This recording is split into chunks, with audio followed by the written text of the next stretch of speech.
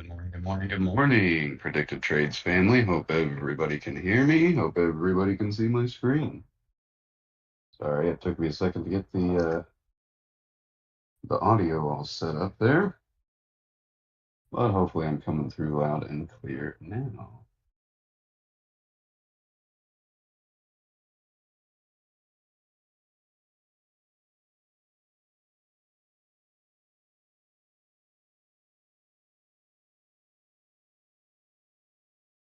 All right, let's dig into some prep.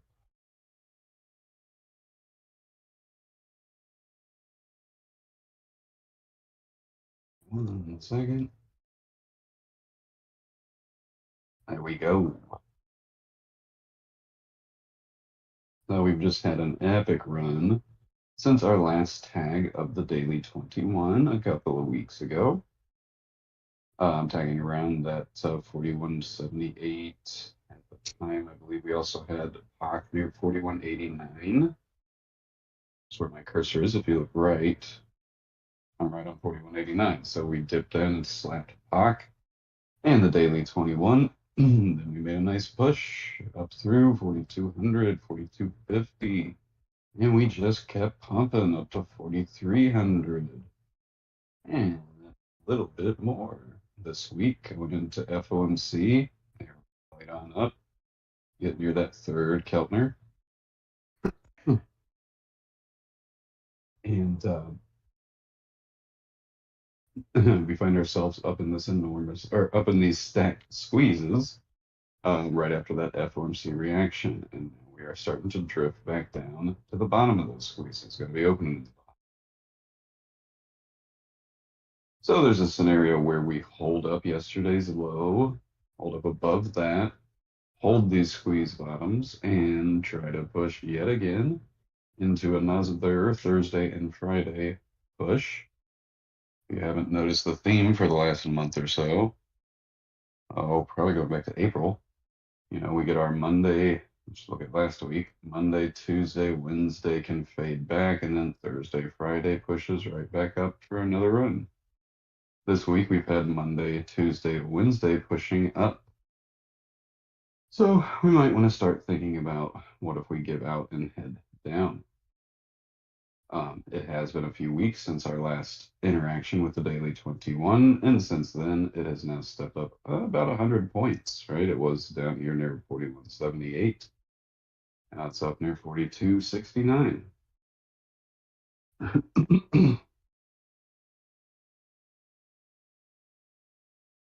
So there's a scenario of holding up the squeeze bottom, trying to push back to the top, and continuing to flag to try to go for more. And there's a scenario for firing these squeezes back down to get to the daily moving averages. And I know you guys might be thinking, or maybe you've already said in the YouTube chat, hey, your ES chart looks different than mine, right? And that's by design at the moment because we had contract changeover and it was kind of did a did a number on the ES chart. So here I'll load up the normal just /ES.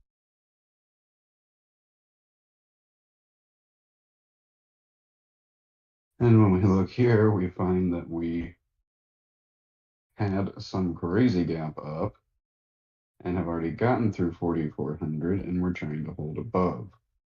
This kind of stuff to me is very annoying when it happens, that at a contract changeover, we all of a sudden have a 50, 60 point gap that we never went back to. For me, that can kind of be that there's a discrepancy that we have to go back and correct at some point. And reverting to the mean, the daily 21 would end up fixing that discrepancy, right? That strange gap on the contract changeover. Doesn't always happen, but sometimes we get these 50, 60 point gaps that at some point they're going to get filled, right? So that's something to note. And yes, now there's a difference, right now. ES for the September contract is at 4,400.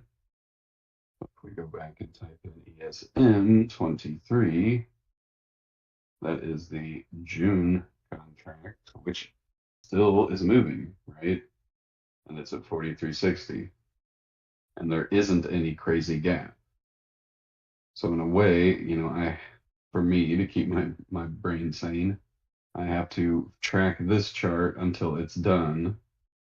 And frankly, a reversion to the mean this week fixes the error and it gets us back to the mean and maybe just kind of corrects the two, right? But after this week, this contract goes away and we'll start tracking to the other one. So it's annoying. It's also like when SPX is vastly different from the ES price, right?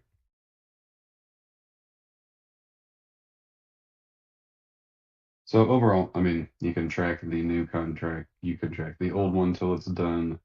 I'm going to be keeping an eye on both. Given out yesterday's lows and basically 4350-ish is like the new contract giving out 4400. So it's an annoying extra step, but I'll be keeping track of both of them. We've got our stack squeezes today, 1 hour and 2 hour. Let's see if the selling's going to continue. See if we have a little correction to fill the gap, but can't get going and roll over. I would see if we hold the squeeze bottom, get through the gap, hold, and push back up near these highs for maybe a one last tap of something like third Keltner. Even the Keltners are starting to correct themselves because of these discrepancies, right? Just a few days ago in the chat, I posted that we were above third Keltner. Now that's all kind of shifting because the mean is stepping up so aggressively because the discrepancy in ES and whatnot. But let's move on. Moving on to NQ.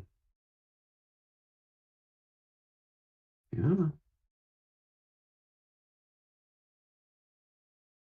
Oh man, is that open in hold on 1 second. There we go.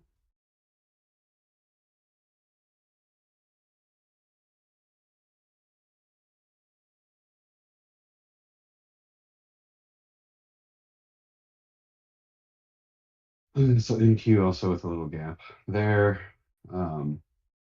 And at least the September NQ contract got above 15,000 and trying to hold. Waiver stack squeezes. Let's see if it continues to hold above 15,000. Push up through this 15,150. Yesterday's high, squeeze tops. We start to give out that 15,000. That is the low from the last 2 days. That low kind of near 975, 970. So we start to give those out. We are going to revert down to 14,800 and 80 where the daily 8 sits. And should that not hold, then we'll be down to 14,600, 14,500, and the daily 21 very close to that.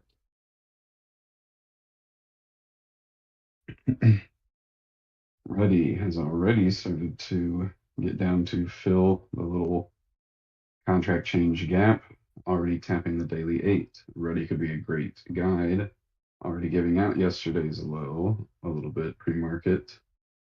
So if Ready continues to look weak, it's going to continue the reversion down to the mean at about 1838, 1840.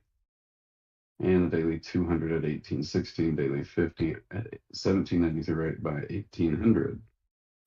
So just some targets should Ready continue to remain weak if it can hold up the daily 8 at around 1875, could get a bounce back over 1900 and try to continue up to that recent high 1929 and next big key level 1941.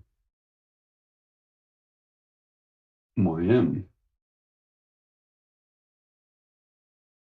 Also with a little gap on contract change. And we were topping out at 34,000 before that happened. So let's just see if we're going to hold above 34,000 and that daily 8 at about 34,088. At your local support, we can hold that. We can continue to try to pump back up to 34,500 and the top of this daily squeeze. We start to lose 34,000 in that daily 8. We are likely coming down to 33,800, big key level, and the daily 21 has almost caught up to it. Moving on to Apple. Oh, we set new all-time highs on Apple recently, and now we have fought right back up and starting to starting to flag right under those all-time highs. Apple's looking decently strong. Pretty good, even though we have a little gap down. We can see it starting to pop. And we've got key levels here. So we've made it back up near these highs where we know sellers sit near that 185. We have our key levels of support around 183, 183 and a half. Okay, we hold that zone and push up through or to 185 again to try and track higher and fire these squeezes up. Third Keltner up at 186 and a half as the target.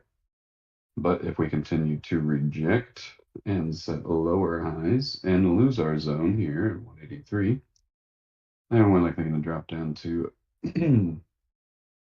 the lows from this week near 181 and a half, 182 at the bottom of these squeezes where the daily 8 sits. If we start to lose that, then back to 180 and the daily 21 sits at 178. AMD made it up above this 122 and a half. It made it all the way to 133.74, where the third Keltner sit. And we've had our pullback to the daily 8 to hold. Let's see if we can continue to hold above 122 and a half. And hold these squeeze bottoms to get her back up to 128, 129, 130. But if we start to lose that 122 and a half, we'll be firing our squeezes to the downside, likely going back to 120, 118, and the daily 21, which sits at about 116 and a half-ish. Amazon made it up to 129 almost, 128.8, and pulling back to the daily 8 at, we'll just call it 125. That's where the bottom of our 2-hour squeeze sits. So let's see if we can continue to hold above 124 and a half, 125, squeeze bottom, daily 8. We start to lose that, and yesterday's low near 124. Then we're likely going down to the daily 15 at 122.75, the daily 21 at 120.6. But if we can hold up, squeeze bottoms in the daily 8 up here at 124 and a half, 125, then it's a push back up through 127 where we topped out yesterday, 128 to 129 where we topped out on Tuesday. On to Google. Ugh. Made it up to 129 last Wednesday and just fell back. And kind of going sideways in this range.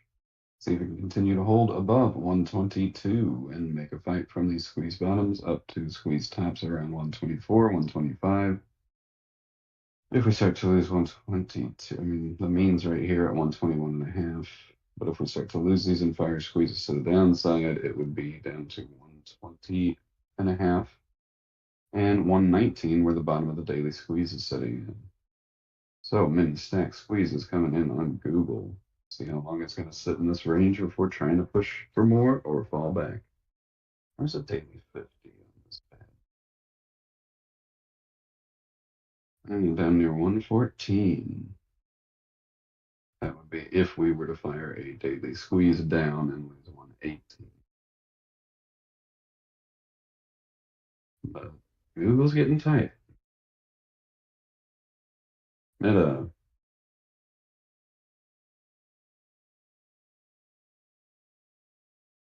Last hold of the moving averages was around 260, fought back up to this 270 276 range and flagging. As long as we continue to hold above 268, where the daily 8 sits at the bottom of this squeeze, 270, that 2-point range, as long as we can continue to hold there, that's the bottom of our flag. And we can bounce back up to 274, 275, try to push through this 276.5. Third Keltner up near 280. But if we start to lose that 268 and the daily 8, then likely coming back 265.5 where the daily 15 sits, and 260 where the daily 21 sits. Microsoft, like many things, had a great run, dipped back last week and tagged the daily 21. Why we track these things. The daily 21 is the white line on my screen. And then Microsoft ran right back up from that 320 to 340, and now just flagging right underneath it. Local support on Microsoft around 334. Yesterday's low around the 333-ish, 332.8. So that's your local support. As long as we can hold above there, then looking to fight back up to 338, 339. 340, where the top of the squeeze sits, with the goal of getting through to 344, third Keltner. But if we start to lose 344 was the third Keltner. If we start to lose at 334, and yesterday's low around 333-ish, we do have the bottom of the squeeze and the daily 8 at 331.5. Should we start to lose that and 330, then we'll be firing squeeze to the downside, and you want to target down to the daily 21 at 325.5. Netflix does not care what the market's doing, just ripping from 390 a couple of weeks ago to 347.33 yesterday was the high, and barely a reaction at FOMC. Looks like it wants to keep going. So Netflix on a tear. They're cracking down on password sharing, and from what I've heard or read, it's been going well for them. They're going to see increased revenue, increased subscribers. So just taking off, and now we focus on big key levels, right? We got this one, 419, 420, we'll call it, held in that range. Now we rip up to the next big one, 450. And we might sit up here for a while above third Keltner, which is down at 432, 433, and our 450 target. We start to lose that third Keltner at 432, then we want to target back to that key level where the daily 8 has caught up to. But we're likely going to explore this range a little bit. So 434 up to 450, probably going to oscillate in there, trying to break through 450 or lose the bottom of the squeeze, right? But very strong name lately, Netflix. I mean, actually, since May, we were hitting, what was that big trade on Netflix, like the 345s, 350s? I mean, they loaded 100 points up now. What a strong name. NVIDIA, same thing, just on a tear. Held the daily 8, got through resistance, and just ripping higher through 400 up to 430. Let's see, overall, the pre-market lows tried to hold up near yesterday's highs. Yesterday had that FOMC reaction and just ripped for new highs. So NVIDIA very strong. Over, let's see if we can stay above pre-market low and yesterday's high. That's your local zone of support around 421, 422.5. As long as we can hold above that, NVIDIA can keep pushing back up through 430. Yesterday's aftermarket high of 433.3. And past that, it's basically, can we get through 435 up to 440, The overall goal would probably be 450. We're past third Keltner. We're going a little parabolic. So this thing could just keep pumping to something key like 450. If we can't get through that 433, 435, and we start to come back and lose 420, then she might be ready to take a break and start the journey back down for 400. But, you don't want to be the first person shorting a freight train. And frankly, I'm not even that interested in the downside of NVIDIA. I'd just let it take a break and another shot long, right? QQQ. That's one thing it's worth noting on QQQ and SPY. We don't have to deal with any silly contract changeover. So while futures have that discrepancy right now, if we go and look at something like QQQ and SPY, they're going to look, a little more normal to what they normally look like.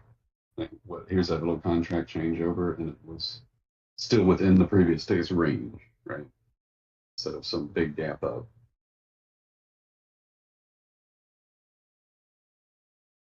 But overall, QQQ above third Keltner. Our squeeze bottoms have now established right near that third Keltner, just giving us some good confluence that if we are to give out that third Keltner and these squeeze bottoms at about 362, that means we'll have some extra momentum to take us back down to test daily moving averages. So we've got our squeeze bottoms at 362 and 363. So that's our local support on QQQ. Yesterday's low got down near 360, actually. So 362, 363 can be support today to get us right back up near yesterday's high. We did see a good response on the Qs after FOMC and set new highs. So, we might see some strong buying over there in tech because we might not get our reversion to the mean. They didn't raise rates, and even though CPI, PPI were all great and FOMC not raising rates, we saw a little bit of a sell-off yesterday. Some things recovered well, other things not so much. Overall, we're getting a gap down. Let's see if we stay in yesterday's range and in these squeezes going into Friday, or if we start to just rally right back up and continue this show higher. We start to break down yesterday's low and squeeze bottoms, then it could add momentum for a good Thursday, Friday sell-off, get us back to the mean, right? Overall theory. And the daily 21, if we look left, has caught up to our last bounce point near that 347, 348.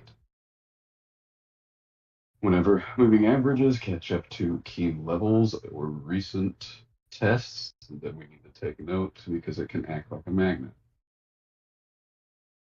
POC still sits down at 354.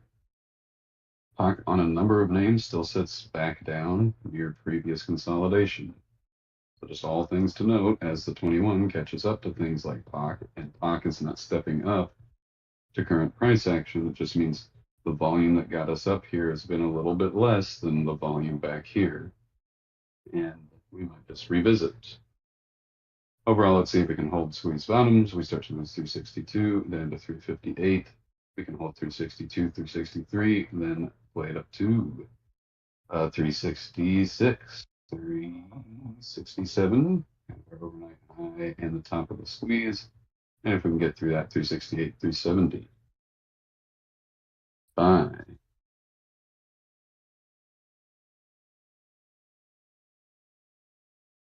Up above 435 and trying to hold yesterday's lows near 434.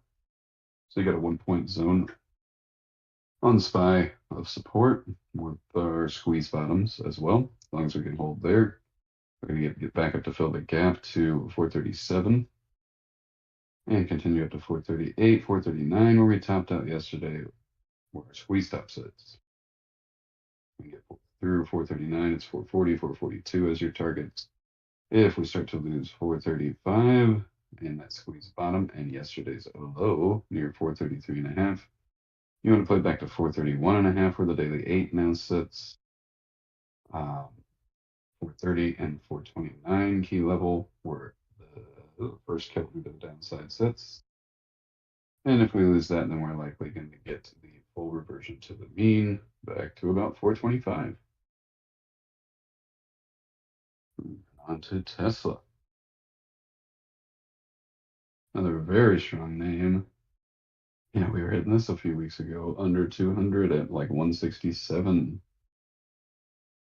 And now it's up to 264. It's huge runs. Overall, Tesla gapping below yesterday's low, coming up to kind of open near it. So your local support is just your pre-market low of about 247.5, as long as we can hold above that. We're going to get back through 252, get back up to 256, 258, 260, and where we just tunked out near 265. But if we start to lose that pre-market low, 247.5, and it's likely back to that Keltner at 245-ish. The daily 8 at 240.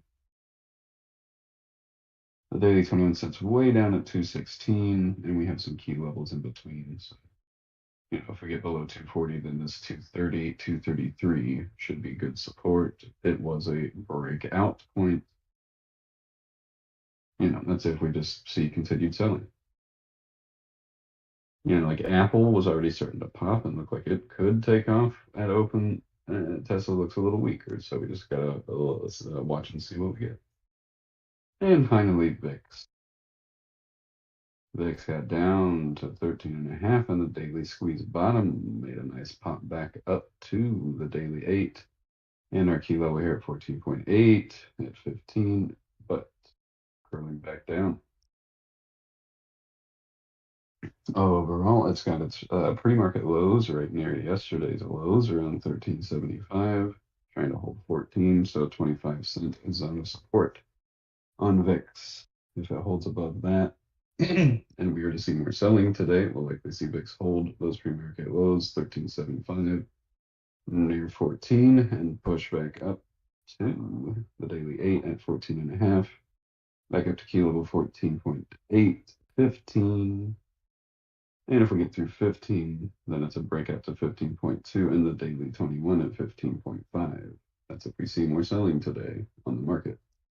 But if we're going to see buyers step in, fill the gap, and get us back up near highs of yesterday, then we'll likely see resistance around 14.5, setting lower highs. But resist 14.5, lose 14, and the pre-market lows near 13.75, and roll back over to 13.5, 13.25, and 13 for another test of the daily squeeze bottom. That's it for prep today. Hopefully everybody found this helpful. If you're new to predicted trades, it is a free Thursday where you can come in and test out our system on your options charts. Although we don't cover it during prep, our main point of our system is it plots key levels on your option charts every day so you know where to put risk on and off. If you're interested, there's a link in the description of this video to join our Discord room where you can test out our system on your options chart. But thank you everybody for tuning in, and we'll see everybody in the chat today.